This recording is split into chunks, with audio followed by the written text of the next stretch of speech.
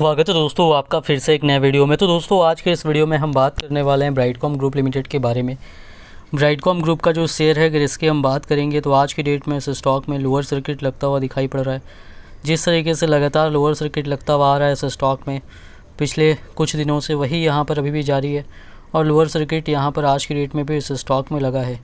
अब इस स्टॉक में आगे क्या हो सकता है उसके बारे में हम बात करने वाले हैं।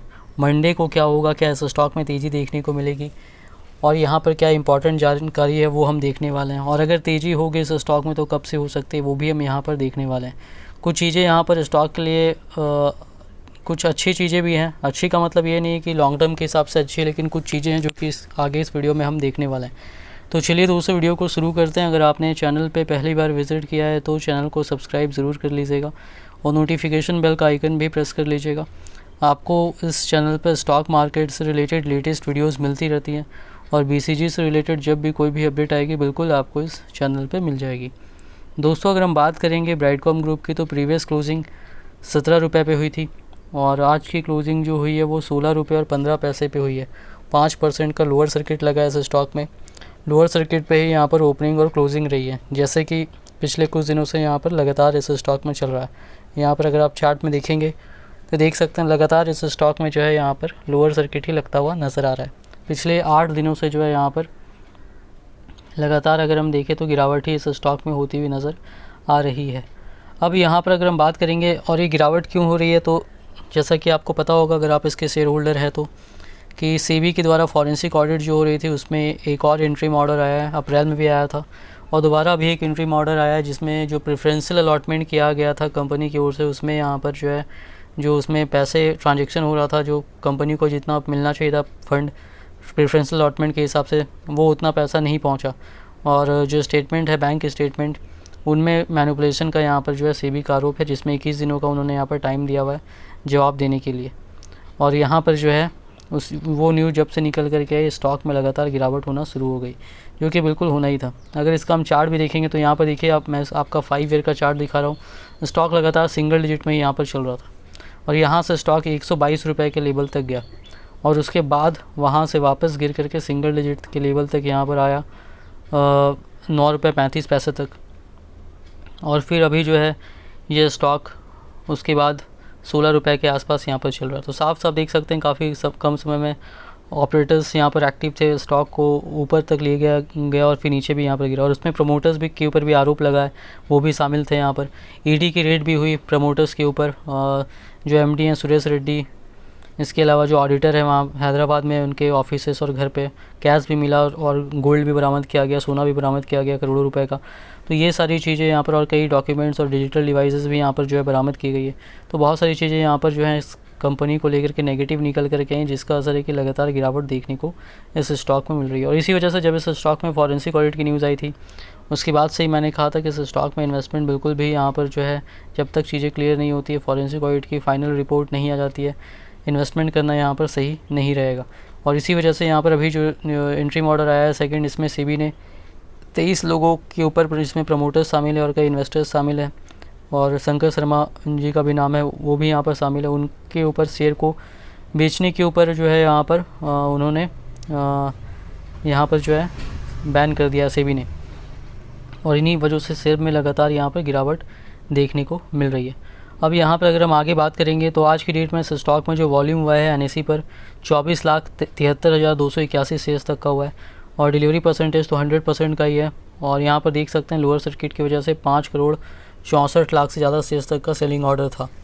अगर हम बात करेंगे BSE के वॉल्यूम की तो यहाँ पर 31,28,000 और 126 शेयर्स तक का वॉल्यूम हुआ है और 3 करोड़ से ज़्यादा शेयर्स तक का सेलिंग ऑर्डर था।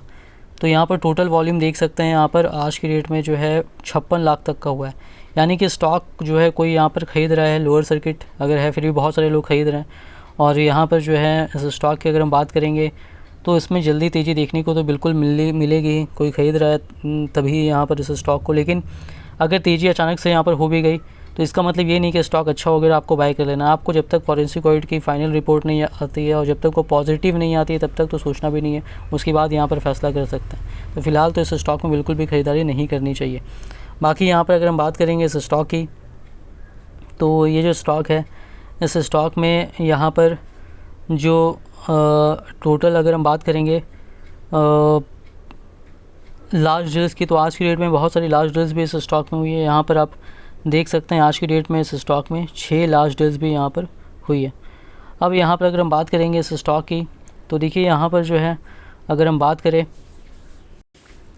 तो शंकर शर्मा ने यहाँ पर ट्वीट करके कुछ बताया है। यहाँ पर देखिए किसी ने ट्वीट किया था और उसने यहाँ पर कहा था उन्होंने कि जो ब्राइडकॉम ग्रुप में यहाँ पर जो है, जहाँ तक समझ में आ रहा हो, जिस तरीके से शंकर शर्मा ने यहाँ पर इन्वेस्टमेंट किया हुआ था, तो उनका यहाँ पर मानना है कि स्मॉल रिटेल इन्वेस्टर्स के लिए यहाँ को 4AM स्टॉक्स के साथ नहीं जाना चाहिए। तो यहाँ पर शंकर शर्मा ने यहाँ पर कहा है कि 100% correct, leave 4AM aims to professionals, we can deal with the emotional highs lows that come with this form of investing। उनका यहाँ पर कहना है कि अगर आप कोई भी अगर 4AM स्टॉक में अगर इन्वेस्टमेंट करता है, पेनी स्टॉक जो कि काफ़ी अच्छा खासा रिटर्न दे सकता है, तो अगर आप अपनी इमोशंस पर काबू नहीं कर सकते, अगर बहुत तेज़ी हो गई या बहुत गिरावट भी कभी आ सकती, हो सकता है बाद में वो ऊपर भी चला जाए, तो इस तरीके का इन्वेस्टमेंट में यहाँ पर रिस्क अगर आप पेनी स्टॉक में या 4AM स्टॉक्स में है तो हमेशा रहता है। ये आपको सोच करके इन्वेस्टमेंट यहाँ पर करना है। वह इसी वजह से मैंने आपको बताया था, जब सिंगल डिजिट पे था उसी वक्त मैंने भी यहाँ पर बाइंग करने के लिए कहा था, वहाँ से स्टॉक ऊपर तक गया और फिर 10 गुना से भी ज़्यादा उस लेवल से प्रॉफिट हुआ लोगों को। और मैंने कहा था प्रॉफिट बुकिंग बिल्कुल कर लीजिए। जिन्होंने प्रॉफिट बुकिंग किया होगा वो काफ़ी फ़ायदे में रहे होंगे और जिन्होंने नहीं किया होगा वो यहाँ पर पछता रहे होंगे। तो यहाँ पर वही बात है। और इस तरीके के स्टॉक में बिल्कुल सारा पैसा तो कभी भी नहीं डालना चाहिए, कुछ पैसा ही केवल यहाँ पर लगाना चाहिए। इतना ही कि कुछ 19-20 हो तो आपको फ़र्क ना पड़े।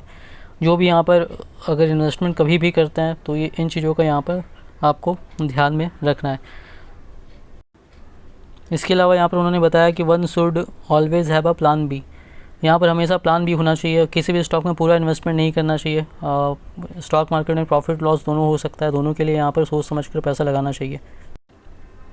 अगर हम बात करेंगे यहाँ पर इस स्टॉक की, तो जो टेक्निकल व्यू यहाँ पर बताया जा रहा है, देखिए जिगर एस पटेल जो है senior manager equity research Anand Rathi share and stock brokers में, उन्होंने यहाँ पर कहा है कि यहाँ पर जो स्टॉक में लगातार गिरावट देखने को मिल रही है और अभी अगर हम देखें तो स्टॉक काफ़ी कमज़ोर नज़र आ रहा है और 16 रुपये और 15 पैसे के लेवल तक यहाँ पर आ चुका है। तो यहाँ पर देखिए स्टॉक के बारे में जो बताया जा रहा है, जो यहाँ पर फ़िलहाल सपोर्ट नज़र आ रहा है वो 14.5 रुपये के आसपास नज़र आ रहा है और उसके बाद 12.5 रुपये के आसपास यहाँ पर कहा जा रहा है।